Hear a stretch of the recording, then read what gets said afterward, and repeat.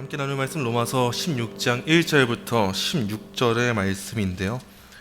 로마서 16장 1절부터 16절의 말씀 중에 1절, 2절만 먼저 읽고 마지막으로 16절을 읽도록 하겠습니다. 로마서 16장 1절, 2절의 말씀 우리 함께 한 목소리로 읽겠습니다. 내가 겐그레아 교회의 일꾼으로 있는 우리 자매 베베를 너희에게 추천하노니 너희는 주 안에서 성도들의 합당한 예절로 그를 영접하고 무엇이든지 그에게 소용이 되는 바를 도와줄지니 이는 그가 여러 사람과 나의 보호자가 아멘. 16절 함께 읽겠습니다. 너희가 거룩하게 입맞춤으로 서로 문안하라. 그리스도의 모든 교회가 다 너희에게 문안하느니라. 아멘. 오늘 로마서 강의 94번째 시간으로 로마서 16장 1절부터 6절의 말씀을 사도 바울의 문안 인사라는 제목으로 증거하도록 하겠습니다.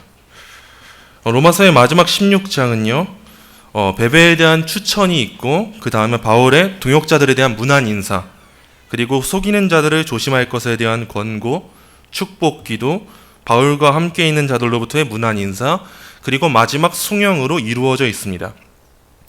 사도 바울은 다른 편지에서도 이런 형식으로 편지를 끝맺곤 하지만 다른 편지와의 차이점이 있다면요, 로마서는 다른 편지에 비해서 문안 인사하는 사람의 수가 매우 많다는 점이 그렇습니다. 우리는 이를 통해서 사도 바울은 로마 교회를 향한 사랑이 얼마나 대단한지를 발견할 수 있어야 돼요.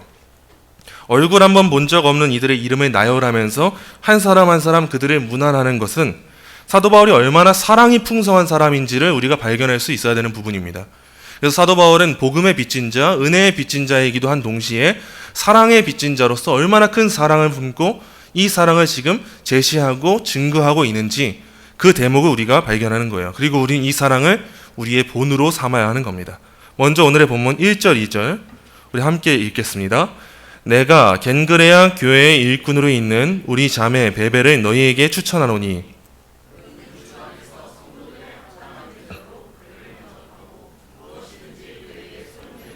도와주시니 이는 그가 여러 사람과 나의 보호자가 되었음이라. 아멘. 아마도 사도가 추천하고 있는 이 여성 베베는요, 이 편지의 전달자였을 겁니다. 그래서 사도 바울은 로마 교회 성도들이 베베가 누군지를 알게 하기 위해서 그녀에 대한 추천을 지금 남기고 있는 거예요. 내가 겐그리아 교회의 일꾼으로 있는 우리 자매 베베를 너희에게 추천하노니. 우리가 이 말씀을 통해서 알 수 있는 점은 이 바울이 그녀를 지금 우리 자매로 소개하고 있다는 점이에요. 비록 혈육적인 자매는 아니지만 주 안에서 은혜로 말미암아 지금 사도 바울에게 이 여성은 자매가 된 거예요. 우리 교회 내에서 많이 하는 호칭들이 있지 않습니까? 먼저 집사님, 장로님, 권사님 이런 호칭들은요 매우 신학적이고 좋은 의미를 담고 있어요. 왜냐? 그 호칭을 함과 동시에 우리는 그 사람이 가지고 있는 직무가 무엇인지를 드러내고 있는 거예요. 우리가 집사라는 직분에 대한 이 호칭을 들을 때 우린 그저 내가 어느 정도 신앙생활을 해서 집사가 되었구나가 아니라 하나님이 나를 집사로 세우시고 불러주신 이유가 무엇일까? 그 집사의 역할이 무엇일까? 집사는 교회를 돌보며 그 교회의 필요를 채우는 그 직무를 감당해야 하는구나. 이걸 우리가 발견할 수 있는 거죠. 마찬가지로 우리가 교회 청년들에게 많이 형제요, 자매요 이렇게 부르죠. 형제님, 자매님 이렇게 부를 때에도 단순하게 교회 내에서 부를 말이 없어서 우리가 그렇게 부르는 게 아닙니다. 우리가 지금 말하고 있는 형제, 자매 우리가 형제의 모습 속에 보이는 찬양하잖아요.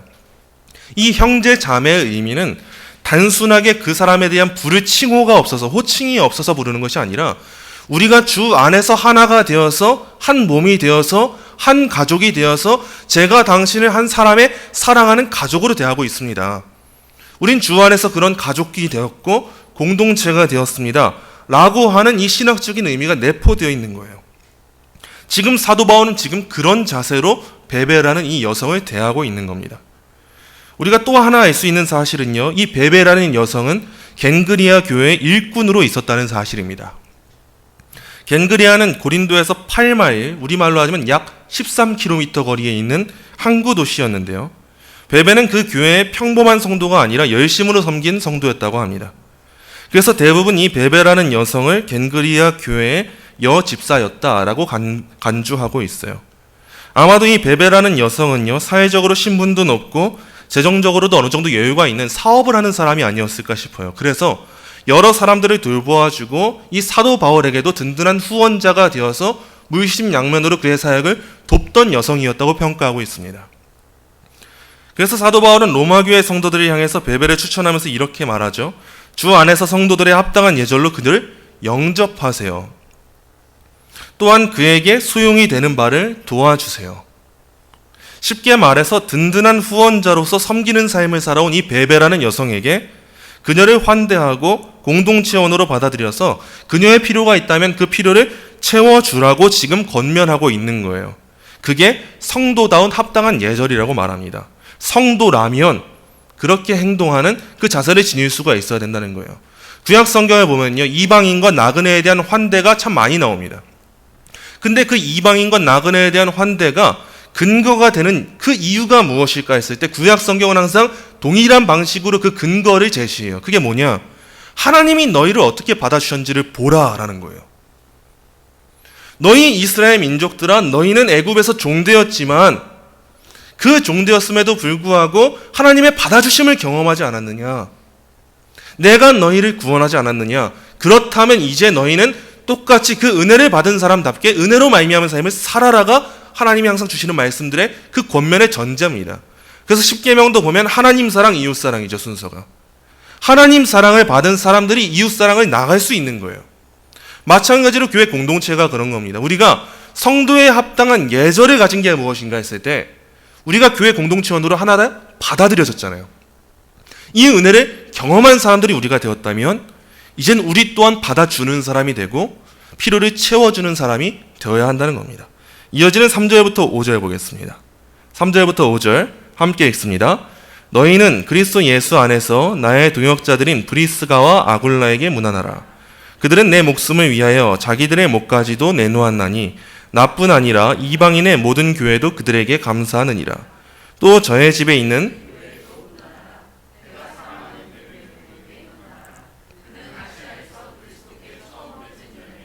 아멘. 사도 바울은 세계 선교를 위해서 가장 크게 쓰임받았던 사도였어요. 그러나 그런 사도 바울임에도 불구하고 로마 교회의 수많은 사람들의 이름과 봉사의 내용을 다 기록하고 있어요. 이 문안 인사는요, 초대교회 공동체에서는 사랑을 나타내는 표현인데 우린 이런 모습 속에서 사도 바울이 얼마나 로마 교회를 잘 알고 있었고 얼마나 로마 교회를 사랑하고 있었는지를 발견할 수 있어야 합니다. 사도는 먼저 우리가 흔히 브리스길라로 알고 있는 브리스가와 아굴라에게 문안합니다. 이들은 매우 유명한 부부죠. 이 부부는 로마에서 살다가 글라우디오라고 하는 이 황제의 칙령 때문에 당시 이 유대인들을 로마 바깥으로 내보내는 법령이 있었어요. 이 칙령으로 인해서 로마를 떠나서 고린도에 거하게 됐고 이때 고린도에서 선교하고 있던 사도 바울을 만나서 함께 천막을 만드는 일을 했던 부부입니다. 그래서 이들은 사도를 따라서 에베소에까지 가서 함께 머물기도 했고 사도의 동역자로서의 역할을 충실히 감당했어요. 그래서 사도 바울이 전한 복음이 그 지역에 열심히 뿌리 내려지기까지 그 사역을 보충하는 역할을 열심히 감당했던 부부가 바로 이 부부예요. 그래서 사도 바울은 이들을 부를 때 이렇게 불러요. 그리스도 예수 안에서 나의 동역자들 뿐만 아닙니다. 이렇게 말하죠. 그들은 내 목숨을 위하여 자기들의 목까지도 내놓았나니. 이 부부는요, 사도 바울이 목숨이 그 위협에 처했을 때 그를 위해서 자기들의 목숨까지도 내놓았다라는 사실을 우리는 알 수가 있습니다. 정확하게 언젠지는 모릅니다. 정확하게 어떤 사건인지는 몰라요. 그러나 사도 바울은 기억하고 알고 지금 기록하고 있는 거예요. 이 부부는 나를 위해서 자기들의 목까지도 내놓았던 부부입니다. 이들의 헌신은요, 단순한 헌신이 아니었습니다. 이들이 교회를 섬긴다는 것은 단순하게 주일 예배에 참석하고 교회 행사에 참석하는 그 정도의 헌신이 아니었던 거예요. 이들은 자기들의 집을 열었고 교회로 섬긴 자들입니다. 모든 것을 쏟아 부은 헌신을 했던 자들이에요. 이들은 그러한 자세로 이방인의 모든 교회를 섬겼고 그랬기 때문에 사도 바울은 지금 모든 교회들과 함께 이들에 대한 감사를 표하고 로마 교회 성도들을 향해서 이들이 세운 교회에 문안하라라고 권면합니다. 이어지는 5절 보시면요. 또 저의 집에 있는 교회에도 문안하라. 내가 사랑하는 에베네도에게 문안하라. 그는 아시아에서 그리스도께 처음 맺은 열매니라. 사도는 이어서 브리스가와 아굴라에 이어서 사랑하는 에베네도에게 문안하라라고 말하죠. 에베네도는요, 신약의 다른 곳에서 언급되지 않는 인물입니다. 그러나 사도 바울은 지금 그를 사랑하는 자로 부르면서 아시아에서 그리스도께 처음 맺은 열매라고 소개합니다. 이 사랑하는 이라는 말은 5절의 에베네도, 8절의 암블리아, 9절의 스다구, 12절의 버시에게만 쓰인 것으로 보일 때 이 에베네도라는 사람은 사도가 잘 알고 있었고 애정을 느낀 사람이라는 사실을 우리는 알 수가 있어요. 이어지는 6절 보시면요. 너희를 위하여 많이 수고한 마리아에게 문안하라. 사도는 지금 마리아라는 여성에게도 문안할 것을 권하는데 이 여성은 로마 교회를 위해서 부지런히 수고했다는 사실을 알 수 있죠. 우린 이를 통해서 참된 그리스도인은 교회를 위해서 그리고 서로를 위해서 수고를 마다하지 않고 여러 방면으로 섬긴다는 사실을 발견할 수 있습니다. 이어지는 7절 보시면요. 내 친척이요 나와 함께 갇혔던 안드로니고와 유니아에게 문안하라. 그들은 사도들에게 존중이 여겨지고 또한 나보다 먼저 그리스도 안에 있는 자라. 안드로니고와 유니아는요 사도의 친척이고 함께 갇히기까지 했던 사람들입니다. 안드로니고의 경우 그 이름이 흔한 헬라식 이름이었기 때문에 이 사람은 헬라파 유대인이었음이 분명해요. 그리고 학자마다 이견이 있긴 하지만 유니아는 여성으로 안드로니고의 아내였을 것이라고 추측하고 있어요. 오늘은 이 이름들을 살피는 게 매우 중요합니다. 사도는 이들을 단순히 혈육이기 때문에 언급한 것이 아니라 이들이 사도와 함께 옥에 갇히기도 했었고 그들이 사도들에게 존중이 여겨지고 사도보다 먼저 그리스도 안에 있는 훌륭한 사람들이었기 때문에 그들을 언급하면서 문안하고 있다는 사실을 밝혀주고 있어요. 그리고 8절 9절 보시면요. 또 주 안에서 내 사랑하는 암블리아에게 문안하라. 그리스도 안에서 우리의 동역자인 우르바노와 나의 사랑하는 스다구에게 문안하라. 암블리아와 우르바노라는 이름을 볼 때 아마 이 사람들은요 노예거나 자유민이었을 겁니다. 이런 점으로 볼 때 당시 교회는요 노예라는 신분임에도 불구하고 교회를 섬기는 자로 세움받았다는 사실을 알 수 있죠. 노예이건 아니건 중요하지 않았습니다. 밖에서 신분이 어땠는지 중요하지 않았어요. 당시 로마 교회, 이 초대교회의 모습은 밖에서의 신분이 어떠하건 그 사람이 교회 내로 들어왔을 때 이 사람이 교회를 섬기는 자로 세워질 수 있었다는 걸 보여주고 있는 거예요. 우리는 스다구에 대해서는 명확하게 알 수 없지만 사도는 이 사람에 대해서도 나의 사랑하는 이라는 말을 덧붙이면서 개인적인 친분이 있다는 것을 드러내고 있습니다. 이어지는 10절 보시면요. 그리스도 안에서 인정함을 받은 아벨레에게 문안하라. 아리스도블로의 권속에게 문안하라. 아벨레라는 사람은요. 그리스도 안에서 인정함을 받은 사람입니다. 얼마나 영광스러운 호칭입니까? 아마도 이 사람은 수많은 시험과 시련을 잘 이겨내고 견뎌내고 그 믿음을 입증했기 때문에 이런 호칭을 듣게 됐을 거예요. 그리스도 안에서 인정함을 받은 사람. 여러분 우리가 이런 사람 돼야 되지 않겠습니까? 역사 속에 성경에 딱 한 번 나오는 그 이름이라 할지라도 단 한 번 불려지는 이름이라 할지라도 누군가에겐 이 성경 부분 중에서 많은 부분 중에서 여러 이름 중에 하나로 스쳐 지나가는 부분이라 할지라도 내 인생이 하나님의 역사 가운데 기록될 때 우리 인생이 어떻게 기록되어야 되겠습니까? 그리스도 안에서 인정함을 받은 사람. 이런 사람이 바로 우리 성도들이 돼야 되는 거예요. 사도는 이어서 아벨레에게 문안할 것을 권하고 나서 아리스도블로의 권속에게 문안하라고 합니다. 아리스도블로는 헤롯 왕의 손자로 유대인 귀족인데 그의 권속에게 문안하라고 하죠. 그 사람 자체가 아니라 그의 권속이에요. 이 말이 무슨 뜻입니까? 그의 종들, 그의 노예들, 그가 데리고 있던 사람들, 그 사람들에게 지금 문안하라라고 권하고 있어요. 11절 보시면요. 내 친척 헤로디온에게 문안하라. 나기수의 가족 중 주 안에 있는 자들에게 문안하라. 사도는 헤로디온과 나기수의 가족 중 주 안에 있는 자들에게 문안할 걸 권해요. 헤로디온은 사도가 내 친척이라고 말하는 것처럼 유대인이지만 나기수의 가족은 사실상 노예들이에요. 그런데 그 노예들 중 일부가 그리스도의 복음을 받아들이고 교회 공동체에 속하게 됐다는 것을 알게 됐을 때 그래 그 중 안에서도 예수 그리스도를 믿고 따르는 사람이 있다면 그 사람에게 여러분 문안하십시오. 이렇게 섬세하게 그들을 향한 사랑을 담아주고 있는 거예요. 12절 보시면요. 주 안에서 수고한 두루베나와 두루보사에게 문안하라. 주 안에서 많이 수고하고 사랑하는 버시에게 문안하라. 여기서 두루베나와 두루보사는 자매였을 것이고 모두 여성들입니다. 그리고 뒤에 나오는 버시도 여성이에요. 그런데 사도는 이들을 높이면서 주 안에서 수고한 이라고 말하고 주 안에서 많이 수고하고 사랑하는 이라고 말하죠. 여기서의 두루베나와 두루보사는요, 유복한 가정 환경에서 태어났지만 유복한 상태에 머물지 않은 사람들입니다. 이 사람들이 누리고 태어난 것은 정말 많은데 그 누리고 태어난 그 모든 것들은 누리고만 있던 사람들이 아니라는 거예요. 이 사람들은 그 환경을 하나님이 주셨다는 것을 깨닫고 하나님께로부터 받은 것이라는 것을 인정하고 하나님을 섬기는 일에 열심을 다해 수고한 사람들인 거예요.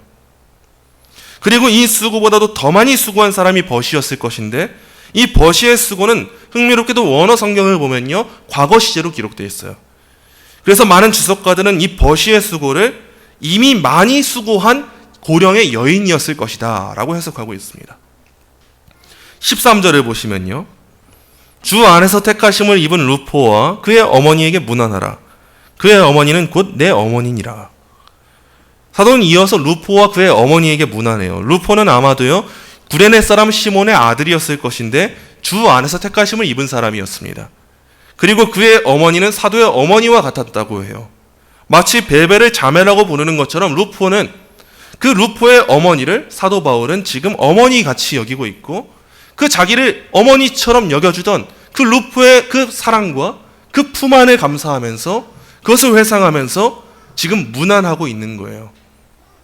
14절 15절 보시면요, 아순그리도와 블레곤과 허메와 바드로바와 허마와 및 그들과 함께 있는 형제들에게 문안하라. 빌룰로고와 율리아와 또 네레오와 그의 자매와 올름바와 그들과 함께 있는 모든 성도에게 문안하라. 14절에 나오는 이 사람들, 아순그리도와 블리곤, 허메, 바드로바, 허마, 그들과 함께 있는 형제들은요, 사실상 잘 알려지지 않은 이들입니다. 그러나 이런 형제들까지도 지금 사도 바울은 기억하고 문안하고 있어요. 또 15절에 나오는 빌룰루고와 율리아와 네레오와 그의 자매와 올름바와 그들과 함께 있는 모든 성도에게도 문안해요. 아마도 빌룰루고와 율리아는 부부였을 것이고 나머지로 언급된 네레오와 그 자매는 이들의 자녀였을 거예요. 이들도 역시 자기 집을 교회로 내주면서 신앙생활했던 이들이에요.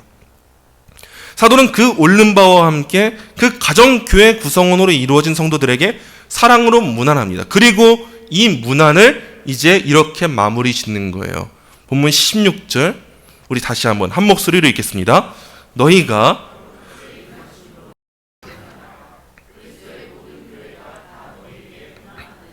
아멘. 사도는 이 긴 문안 인사를 모두 마치고 로마 교회 성도들을 향해서 권면하는 거예요. 너희가 거룩하게 입맞춤으로 서로 문안하라. 그리스도의 모든 교회가 다 너희에게 문안하느니라.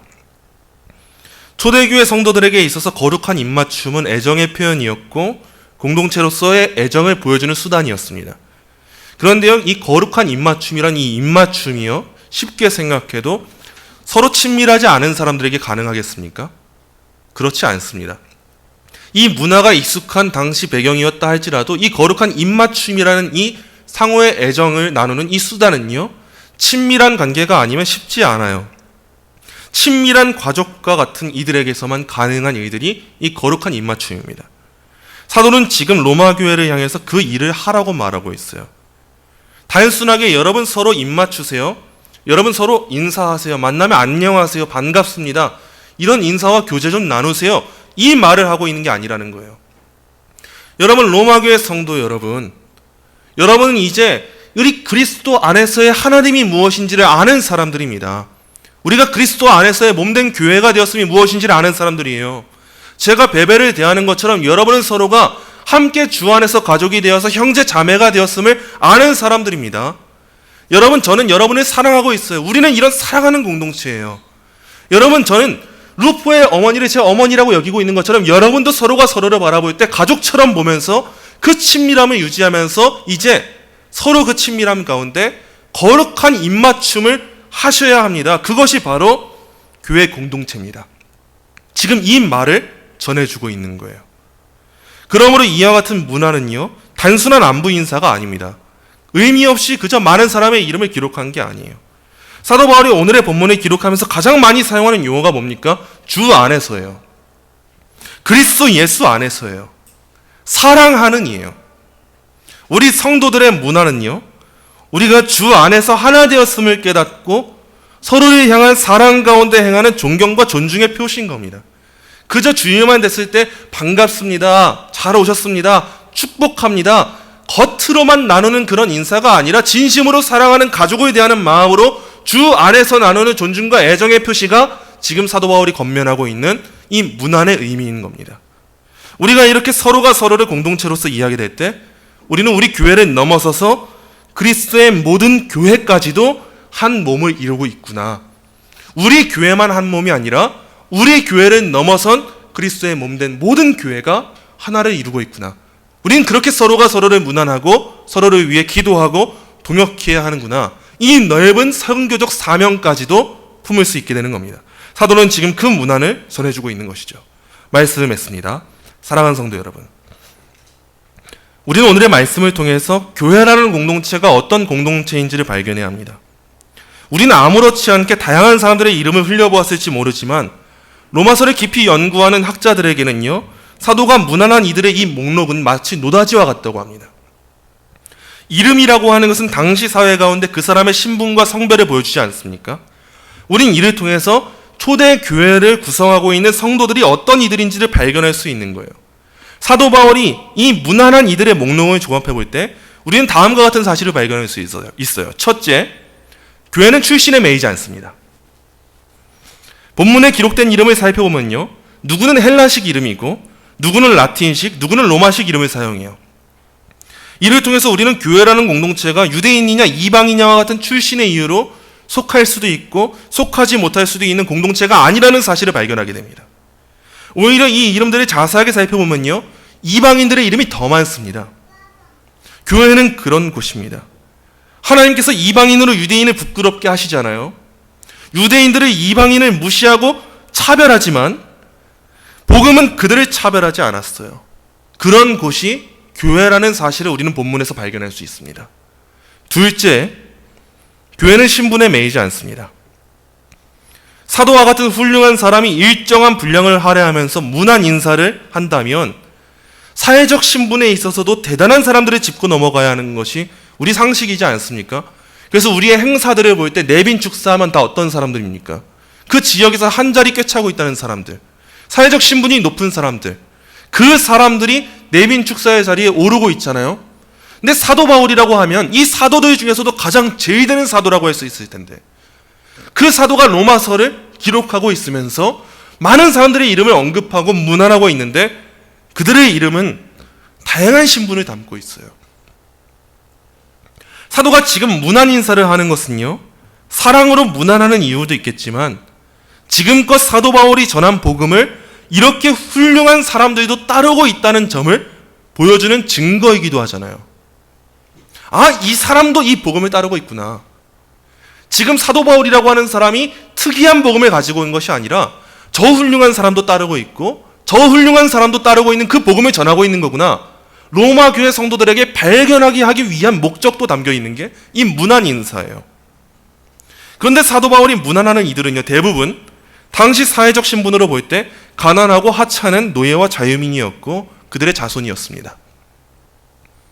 이들이 작은 가정교회로 모여 예배하고 있었고 복음을 전하고 있었습니다. 세상은 이들을 알아주지 않았습니다. 그리고 성경에서도 그들의 이름이 언급되지 않은 부분이 대부분이에요. 그러나 사도는 이들을 주 안에서 사랑으로 문안하고 이들의 수고를 인정하고 고마워합니다. 여러분, 교회가 이런 곳입니다. 사회적 신분이 높다 해서 교회 구성원이 되지 못하는 것은 아니지만 우리 예수님이 그러셨던 것처럼 복음은 대부분 외롭고 메마르고 가난한 이들을 통해서 역사되고 그들을 하나의 구성원으로 형성하여서 하나님의 크신 역사에 쓰임받게 합니다. 사도는 이들을 무시하지 않아요. 왜요? 왜냐하면 이 모든 사람들이 교회로 모인 순간 그들의 신분은 단 하나도 중요하지 않기 때문입니다. 그런 곳이 교회인 겁니다. 마지막 셋째입니다. 교회는 성별에 매이지 않습니다. 아니, 오히려 수많은 여성들의 수고로 세워집니다. 사도가 이 편지를 서술할 이 시기는요, 얼마나 사회적으로 여성들이 인정받지 못하던 시기였습니까? 그래서 우리는 당연하게 교회 내에서도 여성들은 그들의 헌신과 수고를 인정받지 못하고 남성들 뒤에 있는 존재로만 여길 수 있어요. 그러나 사도 바울은요, 결코 그런 방식으로 교회를 이해하지 않았습니다. 흥미롭게도 오늘의 본문에는 많은 여성들이 기록되어 있어요.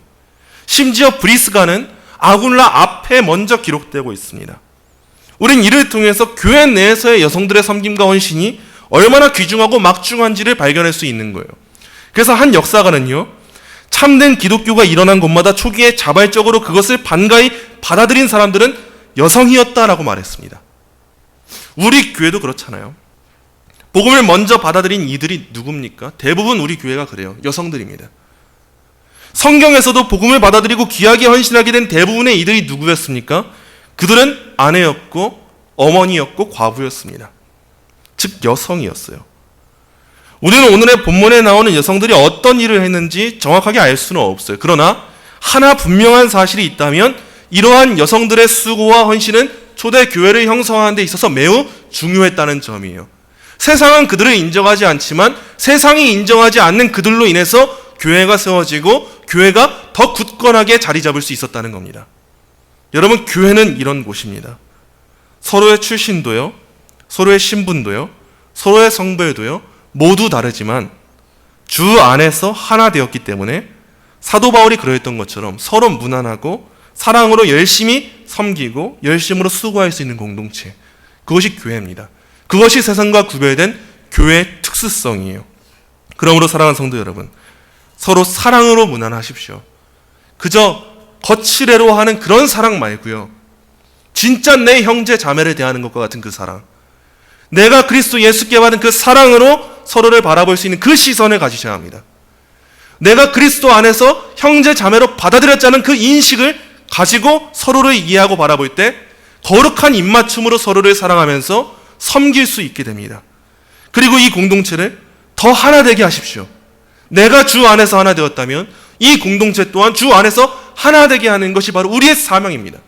그리고 우리 교회가 그런 교회 공동체가 되었다는 확신을 가지고 이제는 우리 교회는 넘어서 그리스도의 모든 몸된 교회가 서로 무난할 수 있는 그 상황까지 나아가도록 선교의 사명을 감당하는 것, 그것이 바로 우리의 사명입니다. 이러한 우리의 수고와 열심 결코 헛되지 않습니다. 하나님이 아시고 우리를 사용하십니다. 이러한 하나님의 역사 가운데 귀하게 쓰임받을 수 있는 저와 여러분이 되시기를 간절히 소망합니다.